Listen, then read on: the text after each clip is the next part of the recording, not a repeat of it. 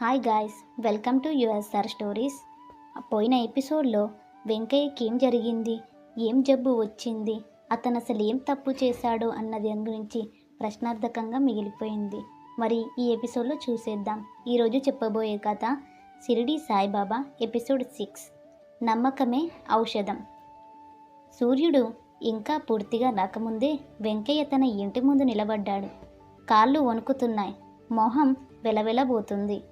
కళ్ళల్లో మాత్రం చాలా భయం ఉంది. సీతమ్మ పక్కన నిలబడి ఉంది. చిన్న గౌరి తండ్రి చేతిని పట్టుకొని ఉంది. మసీదు వైపు నుంచి బాబా నడుచుకుంటూ వస్తున్నాడు. అది సాధారణ నడక కాదు, ఏదో భారమైన నడక. గ్రామస్తులు మెల్లగా చూశారు. బాబా దగ్గరకు వచ్చి వెంకయ్యను పైనుంచి కింద వరకు చూశాడు. తర్వాత ప్రశ్నార్థకంగా అన్నాడు, నీకు రోగం లేదు. అందరూ ఆశ్చర్యపోయారు. వెంకయ్య వణికిపోయాడు. అయితే ఈ బలహీనత, ఈ భయం అని అన్నాడు. బాబా గట్టిగా అన్నాడు, నీ భయం నీ రోగం అని అన్నాడు. ఆ మాట విన్న వెంటనే సీతమ్మ కళ్ళల్లో నీళ్లు తిరిగాయి. బాబా ముందుకు వచ్చి చెప్పాడు, నువ్వు ప్రతిరోజు నీ బాధని నీలోనే దాచుకున్నావు. నీ భారం ఎవ్వరికీ చెప్పలేదు. నీ భారం నీ శరీరాన్ని తినేసింది అని. మనసు కూలితే శరీరం నిలబడదు అని అన్నారు. అందరూ నిశ్శబ్దంగా విన్నారు. బాబా మెల్లగా అన్నాడు, ఇప్పుడే కళ్ళు మూసుకో, నీ భయాన్ని వదిలేయి అని అన్నాడు బాబా. వెంకయ్య కళ్ళు మూసుకున్నాడు. ఒక క్షణం మౌనం. ఆ తరువాత అతను మెల్లగా ఊపిరి పీల్చుకున్నాడు. వణుకు తగ్గింది. ముఖంలో కొంచెం ప్రశాంతత పెరిగింది. బాబా చెప్పాడు, ఇప్పుడు నువ్వు బతకడం మొదలుపెట్టావు అని అన్నాడు. అది అద్భుతమా లేదా విశ్వాసమా అనేది తెలీదు. అది మనసు మారిన క్షణం. బాబా అందరినీ చూస్తూ అన్నాడు, రోగం మందుతో పోతుంది, కానీ భయం నమ్మకంతోనే పోతుంది అని. అంతే. వెంకయ్య కళ్ళల్లో కన్నీళ్ళు. సీతమ్మ చేతులు జోడించింది. ఊరంతా మౌనంగా నిలిచింది. కొన్నిసార్లు మన జీవితాన్ని మార్చే మాటలు గట్టిగా చెప్పబడవు. అవి మెల్లగా మనసులోనికి జారుతాయి. అలాంటి ఆ రోజులు షిరిడీలో జరిగింది. ఆ రోజు సాయిబాబా ఒక మాట కూడా ఎక్కువగా మాట్లాడలేదు, కానీ ఆ మౌనం చాలామందికి కుదిపేసింది. షిరిడీకి దగ్గరలోని ఒక చిన్న గ్రామం నుంచి రామకృష్ణయ్య కుటుంబం వచ్చి స్థిరపడింది. రామకృష్ణయ్య మాటలున్న మనిషి, భార్య సుభద్ర.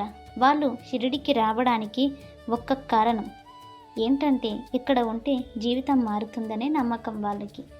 రామకృష్ణయ్య రోజు ఊరిలోకి పని వెతుక్కుంటూ తిరుగుతూ ఉంటాడు, కానీ పని దొరకదు. ప్రతిరోజు అదే నిరాశ. ఒకరోజు రాత్రి ఇంట్లో దీపం వెలగడం లేదు, అన్నం కూడా లేదు. సుభద్ర నిశ్శబ్దంగా కూర్చుంది. మాధవ్ ఆకలితో తల్లిని చూస్తున్నాడు. రామకృష్ణయ్య గోడకి ఆనుకొని కూర్చున్నాడు. సుభద్ర మెల్లగా అంది, ఇలా ఎంతకాలం అని అనింది. అతను ఒక్క మాట కూడా మాట్లాడలేదు. అయితే ఆ మౌనం భారం కంటే ఎక్కువగా ఉంది. వాళ్ళు ఇక్కడికి వచ్చి తప్పు చేశారు. షిరిడిలో అందరికీ అద్భుతాలు జరగవు, బాబా దగ్గర నమ్మకం ఉండాలి అని వాళ్ళ ఫ్యామిలీ ఆలోచిస్తూ ఉన్నారు. ఈ మాటలు రామకృష్ణయ్య చెవులకెక్కాయి. అతని మనసులో మొదలైంది ఒక సందేహం, నిజంగా బాబా ఉన్నాడా అని. ఆ సాయంత్రం రామకృష్ణయ్య మసీదు దగ్గరికి వెళ్ళాడు. బాబా మంట ఎదుట కూర్చొని అన్నాడు. రామకృష్ణయ్య ఏమీ అడగలేదు, కానీ కళ్ళల్లో కోపం ఉంది. బాబా మెల్లగా అడిగాడు, ఏం కావాలి అని. రామకృష్ణయ్య ఒక్కసారిగా అన్నాడు, నాకు పని కావాలి, లేదంటే ఇక్కడ ఉండలేను అని. అది ప్రార్థన కాదు, ఆరోపణలా ఉంది. బాబా కాసేపు చూసి చాలా నెమ్మదిగా అన్నాడు, పని కన్నా ముందు మనసు స్థిరంగా ఉండాలి అని. ఆ మాట అతనికి నచ్చలేదు. ఆ రాత్రి ఇంటికి తిరిగి వచ్చాక రామకృష్ణయ్య కోపంగా అన్నాడు, ఇక్కడ ఏమీ లేదు, ఇదంతా అబద్ధం అని అన్నాడు. సుభద్ర భయంతో చూసింది. మాధవ్ మాత్రం తండ్రి మాటలు విని నిశ్శబ్దంగా ఉండిపోయాడు. ఆ రాత్రి మొదటిసారి ఆ ఇంట్లో నమ్మకం చీలింది. అదే రాత్రి మసీదు దగ్గర బాబా ఒంటరిగా కూర్చొని అన్నాడు, నమ్మకం కోల్పోయినవాడు తన దారిని కూడా కోల్పోతాడు అని. ఇక ముందు ఏమవుతుంది? రామకృష్ణయ్య షిరిడిని వదిలేస్తాడా? మాధవ్ జీవితం ఏ దిశలోకి వెళ్తుంది? బాబా ఈ కుటుంబం ఎలా మళ్ళిస్తాడు? మరి ఏం జరుగుతుందనేది నెక్స్ట్ ఎపిసోడ్లో చూసేద్దాం.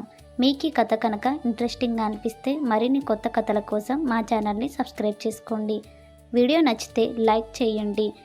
మీరు సాయిబాబాని కనుక నమ్మినట్లయితే ఓం సాయిరామ్ అని కామెంట్ బాక్స్లో కామెంట్ చేయండి.